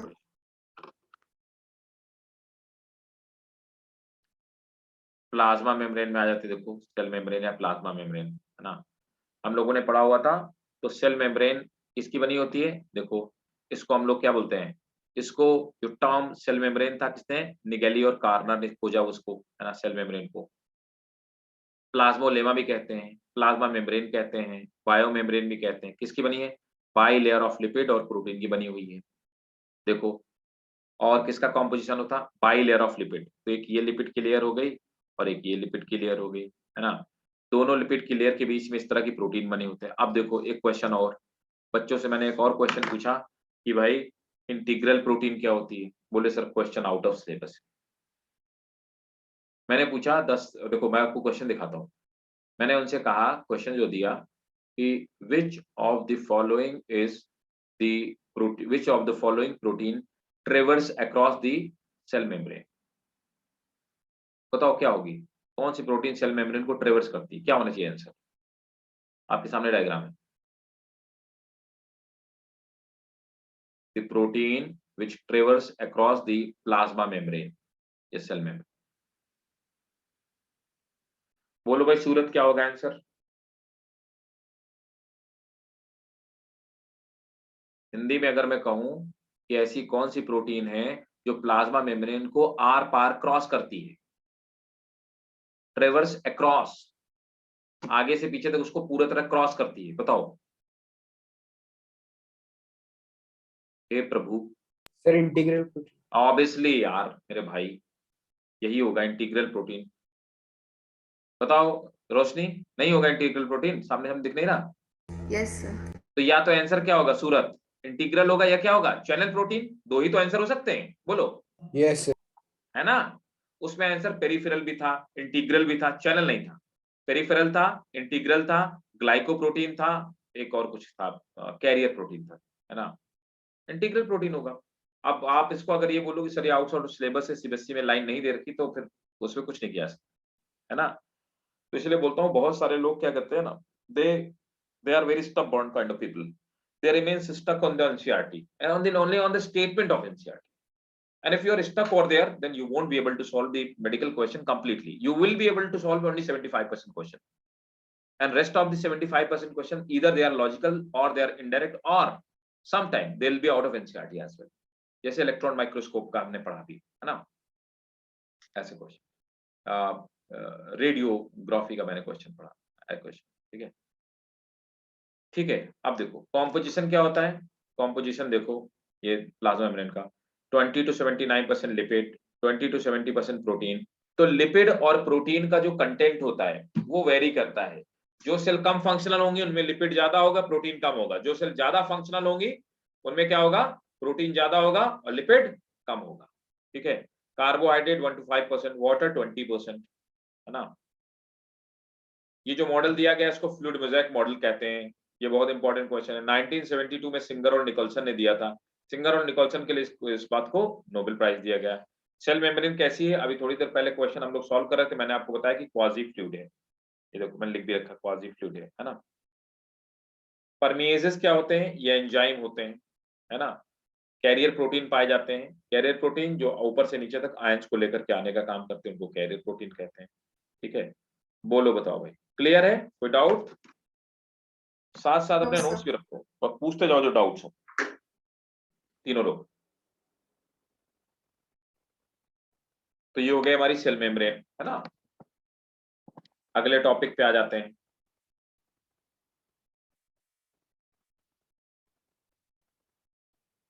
Protoplasm देखो, प्रोटोप्लाज्म को कितने पार्ट में डिवाइड करते हैं। प्रोटोप्लाज्म को हम लोग देखो कितने डिवाइड में, तो सबसे पहले किसी भी सेल को हम लोग दो पार्ट में डिवाइड करते हैं। सेल कोट मतलब सेल के बाहर का कवर, और प्रोटोप्लाज्म सेल के बाहर का कवर। बैक्टीरिया में देखो क्या हो सकता है, ग्लाइकोकैलिक्स का बना हो सकता है। सेल वॉल हो सकती है सेल के बाहर का कवर, प्लांट में, फंजाई में, बैक्टीरिया में पाई जाती है। अब देखो प्रोटोप्लाज्म सेल वॉल के अंदर, ये प्लाज्मा मेम्ब्रेन के अंदर जो भी भरा है ना, उसको हम लोग सॉरी जो सेल मेम्ब्रेन के अंदर जो भरा हुआ है उसको हम लोग सेल वॉल के अंदर, उसको हम लोग प्रोटोप्लाज्म कहते हैं। प्रोटोप्लाज्म को तीन पार्ट में डिवाइड करते हैं, साइटोप्लाज्म, सेल मेम्ब्रेन और न्यूक्लियस। तो सेल मेम्ब्रेन को अलग कर दिया, मतलब प्लाज्मा मेम्ब्रेन को अलग कर दिया, न्यूक्लियस को अलग कर दिया। आपको वहीं फोकस करना जो मैंने अंडरलाइन किया है। अब साइटोप्लाज्म बता, जो लिक्विड वाला पार्ट बचा उसको हमने साइटोप्लाज्म, उसमें क्या क्या है, उसमें दो चीजें हैं। एक तो clear liquid matrix without organelle, पूरा प्योर लिक्विड, इसमें कोई ऑर्गेनेली नहीं होगा, उसको हमने बोला हायालोप्लाज्म, इसी को साइटोसोल या ड्यूटेरोप्लाज्म भी कहते हैं। बाकी जो ऑर्गेनेली है उनको साइटोप्लाज्मिक स्ट्रक्चर कहते हैं। क्या क्या हो सकते हैं सेल ऑर्गेनेली में, Golgi body, endoplasmic reticulum, lysosome, vacuole, है ना, माइक्रोबॉडीज, सब ये हो गई, है ना, इनको हम सेल ऑर्गेनेली कहते हैं। ठीक है, और एक और बात, क्वेश्चन नोट कर लीजिए, साइटोसोल और ड्यूटोप्लाज्म इज नॉन लिविंग। नोट कर लो, पूछा हुआ क्वेश्चन है मेडिकल में। साइटोप्लाज्म और ड्यूटोप्लाज्म इज नॉन लिविंग। ठीक है, साइटोप्लाज्म में दो चीजें पाई जाती हैं, साइटोसोल में नहीं, साइटोप्लाज्म में। साइटोप्लाज्म में दो चीजें पाई जाती हैं, सेल ऑर्गेनेली और सेल इंक्लूजन। सेल इंक्लूजन क्या होते हैं, ये इनऑर्गेनिक क्रिस्टल्स हो सकते हैं, और क्या हो सकता है, ये फैट के ग्लोब्यूल्स हो सकते हैं, और क्या हो सकता है, किसके ग्रेन्यूल्स हो सकते हैं, ये कार्बोहाइड्रेट के ग्रेन्यूल्स हो सकते हैं। They can be carbohydrate granules, they can be fat granules, they can be protein granules etcetera. ठीक भाई, बोलो, प्रोटोप्लाज्म समझ में आ गया? Yes, sir. याद रखना, ये बहुत हेल्प करने वाला है। अगर आपने ना लिया हो तो इसका स्क्रीनशॉट ले लेना जो मैंने आपको दिखाया है ना, और जो अंडरलाइन कर दिया याद रखना, पूछ लिया जाता है इससे क्वेश्चन। जो मैंने आपसे क्वेश्चन लिखवाया ना अभी आपको कि साइटोसोल, ड्यूटेरोप्लाज्म और इज क्लियर, ये क्वेश्चन पूछा हुआ क्वेश्चन है मेडिकल में, तभी मैं आपको बताता जा रहा हूँ साथ साथ में। अब आ जाओ, आगे आ जाते हैं। हाँ,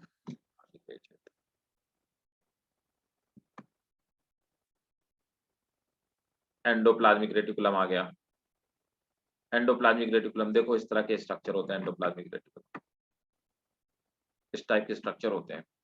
बीच में न्यूक्लियस मौजूद है, न्यूक्लियस के चारों तरफ आप देख पा रहे हैं ये न्यूक्लियर एनवेलप मौजूद है, और न्यूक्लियर एनवेलप में छोटे छोटे छेद हैं जिनको हम न्यूक्लियर पोर कहते हैं, है ना। और इसके चारों तरफ ये एंडोप्लाज्मिक रेटिकुलम है जिसमें ये राइबोसोम चिपके हुए, इनको हम रफ एंडोप्लाज्मिक रेटिकुलम कहते हैं, है ना। और ये एंडोप्लाज्मिक रेटिकुलम के ऊपर जो राइबोसोम चिपके हुए ये क्या कर रहे हैं, ये प्रोटीन बना करके, है ना, अंदर की तरफ मेम्ब्रेन के अंदर इनकॉर्पोरेट करते जा रहे हैं, प्रोटीन को अंदर बनाते जा रहे हैं। ये this is the lumen of endoplasmic reticulum, है ना। अब इट इज नॉट फाउंड इन, कहाँ नहीं पाए जाते एंडोप्लाज्मिक रेटिकुलम, याद रखना ये क्वेश्चन है। कहाँ नहीं पाए जाते, they are not found in egg, mature RBC में, एम्ब्रियोनिक सेल्स में और प्रोकैरियोटिक सेल्स में नहीं पाए जाते हैं। पहला क्वेश्चन है, बहुत इंपॉर्टेंट क्वेश्चन है।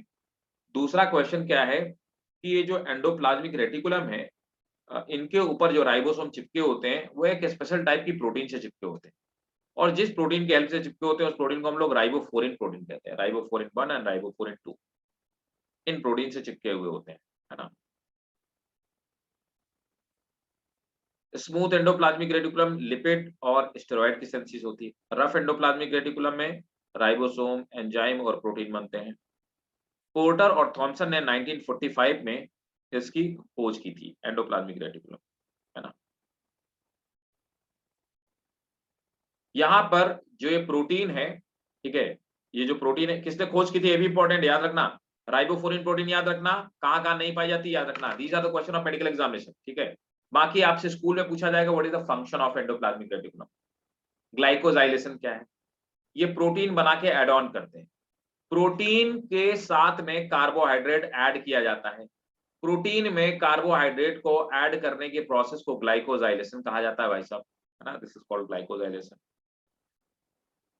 रफ एंडोप्लाज्मिक रेटिकुलम में गोल्गी, रफ एंडोप्लाज्मिक रेटिकुलम में क्या होता है, ये राइबोसोम पाए जाते हैं, स्मूथ में नहीं पाए जाते। स्मूथ वाले क्या करते हैं, synthesis of fat, adipose in adipose tissue,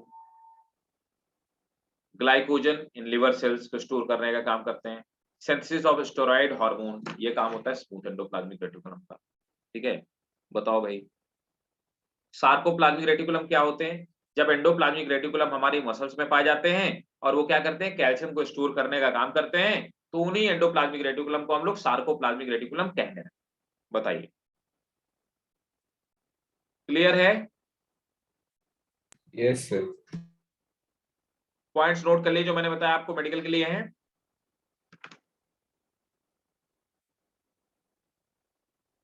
ये मैं आपको जो दिखा रहा हूं ना, ये प्योरली नीट का है, ड्रॉपर का है जो मैं आपको दिखा रहा हूं, ठीक है। रिवीजन जिससे करवा रहा हूं ये प्रॉपर नीट का है, मतलब दे आर नॉट इन 11th और 12th, दीज स्टूडेंट्स आर इधर दे हैव ऑलरेडी गिवन, इनमें से वो बहुत सारे बच्चे हैं जिनके 550 से भी ऊपर, 550, 570 के ऊपर नंबर है, जो एक बार दे चुके हैं, या कुछ बच्चे 12th पास कर चुके हैं, उनके बैच को मैं पढ़ा रहा हूँ, उसी नोट से मैं आपको पढ़ाता जा रहा हूँ, ठीक है।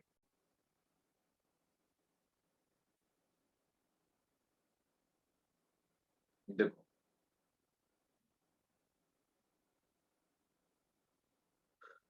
ये हो गया गोल्गी कॉम्प्लेक्स। गोल्गी कॉम्प्लेक्स एक ऐसा ऑर्गेनेली होता है जो पोलर होता है ना। इसका जो सिस फेस होता है, सिस फेस न्यूक्लियस की तरफ होता है, ट्रांस फेस जो होता है इसका वो सेल मेम्ब्रेन की तरफ होता है, मतलब प्लाज्मा मेम्ब्रेन। तो हमेशा इसकी पोलरिटी फिक्स होती है। काम क्या होता है, प्रोटीन की पैकिंग करना इसका काम होता है। देखो पैकेजिंग ऑफ प्रोटीन, तो ये प्रोटीन की पैकिंग, तो प्रोटीन आया कहां से, प्रोटीन इसके पास एंडोप्लाज्मिक रेटिकुलम से आया। तो देखो गोल्गी से प्रोटीन कहाँ आया, एंडोप्लाज्मिक रेटिकुलम के पास में आया, है ना, सॉरी एंडोप्लाज्मिक रेटिकुलम से प्रोटीन कहाँ आया, गोल्गी के पास में आया। फिर गोल्गी क्या बनाएगा, इसकी वेसाइकिल छोटी छोटी गोले बनाएगा और बाहर की तरफ भेजेगा। ये गोले 3 टाइप के हो सकते हैं, ए, बी और सी। कुछ प्लाज्मा मेम्ब्रेन से फ्यूज हो जाते हैं, कुछ एंजाइम बनाते हैं, और कुछ अंदर रह करके लाइसोसोम बना लेते हैं, ठीक है। खोजा किसने, कैमिलियो गोल्गी ने खोजा। अब क्वेश्चन क्या पूछा गया मेडिकल में कि भाई कैमिलियो गोल्गी ने इसको कहां पे खोजा, तो nerve cell of brain owl and cat, यहां पर गोल्गी कॉम्प्लेक्स की खोज की गई थी। ये क्वेश्चन ऑलरेडी पूछा हुआ क्वेश्चन है। नेक्स्ट क्या हो सकता है क्वेश्चन, कहाँ नहीं पाए जाते? They are found in all cell except sieve tube of plant, sperm of bryophyte and pteridophyte and RBC of human. इन तीनों सेल में ये नहीं पाए जाते हैं। ठीक भाई। Okay sir. बायोसिंथेसिस क्या होती है? प्लाज्मा मेम्ब्रेन की बनने की प्रोसेस को बायोसिंथेसिस कहते हैं। ना लिखा हो तो नोट कर लीजिएगा, biosynthesis the process of formation of और रिपेयर ऑफ प्लाज्मा मेम्ब्रेन। तो प्लाज्मा मेम्ब्रेन दो चीज से बनी है, लिपिड और प्रोटीन से। बायोसिंथेसिस में लिपिड कहां से आता है? ईआर से आता है, और प्रोटीन कहां से आता है? गोल्गी से आता है। ठीक है।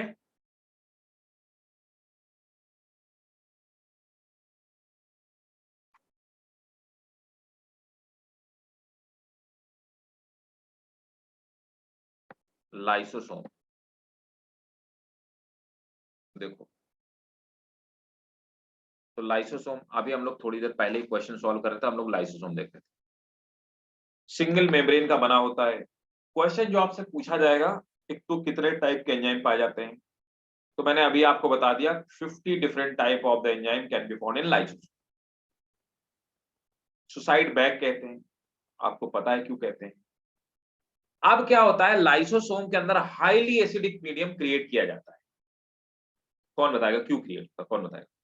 आप बताओ पहले, मैं तो बताऊंगा। बताओ, बोलो भाई। रोशनी, सूरत, अर्पित, बताओ।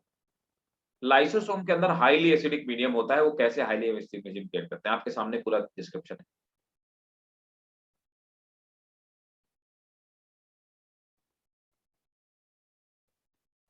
बताओ सूरत, बोलो बेटा। ये अपने बॉडी के अंदर हाईली एसिडिक मीडियम कैसे क्रिएट कर पाते हैं जबकि बाहर एसिडिटी कम होती है? देखो, लाइसोसोम सिंगल मेम्ब्रेन से मिलकर बना होता है। इसमें चैनल प्रोटीन पाई जाती हैं। चैनल प्रोटीन में कुछ पंप पाए जाते हैं। कौन से पंप होते हैं? हाइड्रोजन आयन पंप पाए जाते हैं। काम क्या होता है? दे पंप इन हाइड्रोजन आयन। तो ये हाइड्रोजन आयन को बाहर से अंदर पंप इन करते हैं, जिससे कि क्या होता है, अंदर हाईली एसिडिक मीडियम क्रिएट हो जाता है। ये कैसा है? सेमी क्रिस्टलाइन सब्सटेंस है, अंदर की तरफ जो लिक्विड बना सेमी क्रिस्टलाइन है। They are called scavenger of cell. क्यों भाई? क्योंकि अगर कोई भी ऑर्गेनेली खराब हो गया, जैसे माइटोकॉन्ड्रिया या कोई दूसरा ऑर्गेनेली, उसको ये खा के डाइजेस्ट कर देते हैं और सेल की सफाई का काम करते हैं, इसलिए इनको स्कैवेंजर ऑफ सेल भी कहा जाता है। खोजा किसने? एक बंदा था क्रिश्चियन डीडुए। क्रिश्चियन डीडुए ने इसको खोजा था। पीएच वैल्यू क्या होती है? 4 to 5 के बीच में इसकी पीएच वैल्यू होती है। पाया कहाँ जाता है? सभी एनिमल सेल में पाया था एक्सेप्ट आरबीसी। आरबीसी में नहीं पाया था। प्लांट, फंजाई में क्या होता है? ये नहीं पाए जाते। तो प्लांट फंजाई में इनका फंक्शन होता है, it is taken over by vacuole. तो प्लांट और फंजाई में इनका फंक्शन कौन करता है? वैक्यूल करता है। ठीक है। और बताएं, कोई डाउट भाई इसमें, लाइसोसोम में? क्लियर?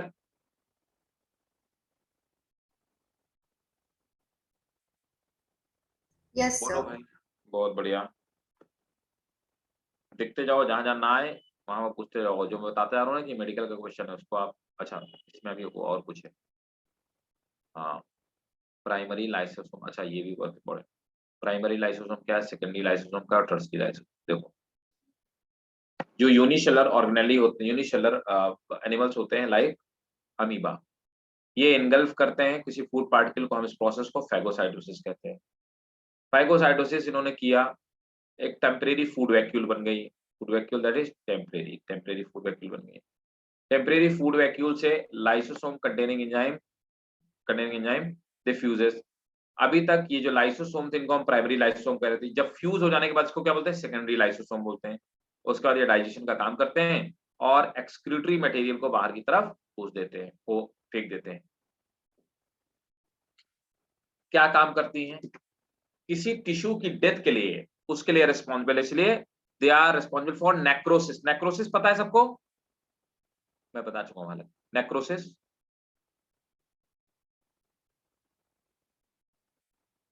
बोलो भाई। नेक्रोसिस क्लियर है? बताते जाओ भाई। Yes. ठीक है। एपोप्टोसिस, एपोप्टोसिस इसको भी सेल डेथ कहते हैं। एपोप्टोसिस को हम लोग पीसीडी भी बोलते हैं, प्रोग्राम सेल डेथ। क्या मतलब हुआ? मतलब एग्जाम्पल के तौर पे मेरी बॉडी में स्किन में सेल्स पाई जाती है, वो epithelial cell, squamous epithelial cell है। ये तय है कि उनकी एक लाइफ स्पान होगा। एग्जाम्पल के तौर पे वो 1 साल तक रहेंगी।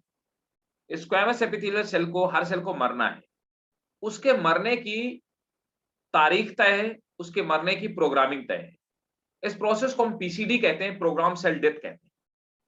प्रोग्राम सेल डेथ में एक पर्टिकुलर टाइम आने के बाद लाइसोसोम फट जाते हैं और उस सेल को मार देते हैं, है ना। और इसी प्रोसेस को हम एपोप्टोसिस भी कहते हैं। दोनों चीजें देखो लिखी हुई है, apoptosis cell death and is also called program cell death, PCD.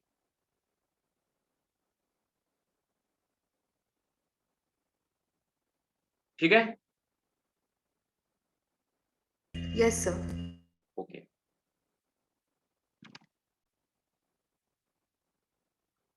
चलो अब नेक्स्ट आ जाते हैं।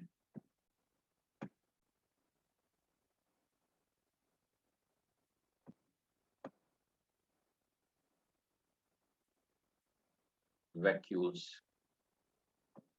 देखो, किसी भी प्लांट का सबसे बड़ा ऑर्गेनेली वैक्यूल होता है। अभी हमने क्वेश्चन किया कि वैक्यूल्स के लिए क्या सही है क्या गलत है ना।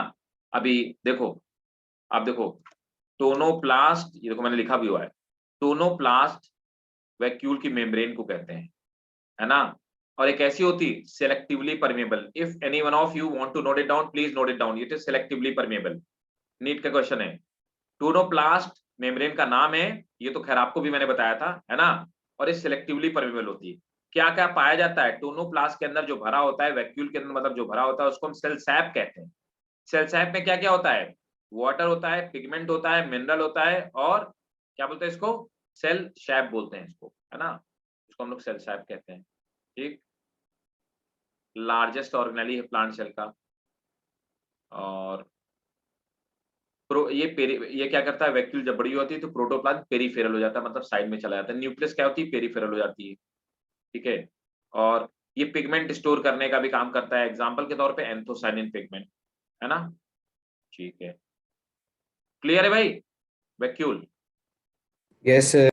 तो प्लांट में लाइसोसोम नहीं पाए जाते, और लाइसोसोम का फंक्शन टेक ओवर करने का काम कौन करता है? वैक्यूल लाइसोसोम का भी काम प्लांट में करती हैं। माइटोकॉन्ड्रिया आ जाते हैं भाई साहब, देखिए ये माइटोकॉन्ड्रिया का स्ट्रक्चर है,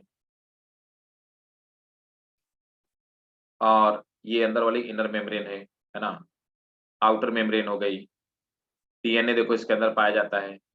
डीएनए इसका खुद का डीएनए होता है। डीएनए कैसा होता है? एम्प्टी डीएनए इसको बोलते हैं। सेमी ऑटोनोमस है, क्यों भाई? क्योंकि इसका डीएनए खुद में रेप्लिकेट हो सकता है, लेकिन तो उसको ऑटोनोमस कहना चाहिए। ऑटोनोमस इसलिए नहीं कहते क्योंकि उसके रेप्लिकेट होने के लिए जो एंजाइम होते हैं वो न्यूक्लियस वाले डीएनए से आते हैं। तो बाकी तो सब कर सकता है, रेप्लिकेट कर सकता है, अपनी मर्जी से सब काम कर सकता है, लेकिन इसको खुद को रेप्लिकेट होने के लिए जो एंजाइम की जरूरत है वो कौन बनाता है? न्यूक्लियर डीएनए बनाता है ना। और क्या इसके अंदर ये स्ट्रक्चर हैं, इन स्ट्रक्चर को क्रिस्टी कहते हैं। क्रिस्टी के अंदर क्या होता है? ये क्रिस्टी का स्ट्रक्चर है। क्रिस्टी के ऊपर इस तरह से ये टेनिस के रैकेट जैसे पाए, इनको ऑक्सीजोम्स कहते हैं।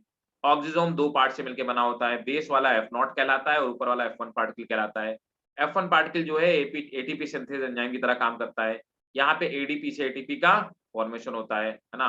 और एटीपी से एडीपी, एडीपी से एटीपी बनने की प्रोसेस, मतलब एटीपी बनने की प्रोसेस को ऑक्सीडेटिव फोस्फोफॉस्फोराइलेशन भी कहते हैं, ऑक्सीडेटिव फॉस्फोराइलेशन भी कहते हैं। ठीक है। इसका डीएनए सर्कुलर होता है। It resembles with the DNA of bacteria, है ना। क्लियर है? यहाँ पे मैट्रिक्स में क्रेब साइकिल चलता है। क्रेब साइकिल को टीसीए साइकिल भी बोलते हैं। इसके लिए सब एंजाइम मैट्रिक्स में पाए जाते हैं एक्सेप्ट वन एंजाइम। कौन सा एंजाइम है जो मैट्रिक्स में नहीं पाया जाता और उसकी जरूरत क्रेब साइकिल में होती है? सक्सिनिक डिहाइड्रेनेज। ये एंजाइम है जो नहीं पाया जाता, इसके अलावा सब एंजाइम पाए जाते हैं। बोलिए भाई, is it clear? Yes, sir. ठीक है, सूरत ऑल क्लियर? कोई डाउट है? अर्पित? Sir no doubts. ठीक है, तो देखो अब नेक्स्ट क्लास का काम क्या है आप समझो, इस चैप्टर को आप लोग फिर से रिवीजन करोगे, है ना, सब लोग रिवीजन करोगे। हम लोग ये चैप्टर यहाँ से माइटोकॉन्ड्रिया के आगे का मैं रिवीजन कराऊंगा, देखो यहाँ तक माइटोकॉन्ड्रिया तक हो चुका है, आप मुझे बताओगे, प्लास्टिड वास्टिड में सब रिवीजन कराऊंगा, ये रिवीजन कराऊंगा। उससे पहले मैं आपका असाइनमेंट जो आपने लिखा होगा उसको चेक करूंगा, और आपको मैं मेडिकल के क्वेश्चन को सॉल्व कराऊंगा, इसी के और भी क्वेश्चन सॉल्व कराऊंगा, है ना, और ये आपको रिवीजन करवा दूंगा, ठीक है। इतना काम हम लोग नेक्स्ट क्लास में करने वाले हैं, ठीक है, मंडे को। Okay sir. ठीक, Yes, sir. चलो तो बाय बाय, टेक केयर, मिलते हैं नेक्स्ट क्लास में। Thank you, sir. वेलकम बेटा, इसका ये कंटिन्यू करें, चलो bye. Thank you sir. Welcome welcome बेटा, Thank you, sir. वेलकम बेटा।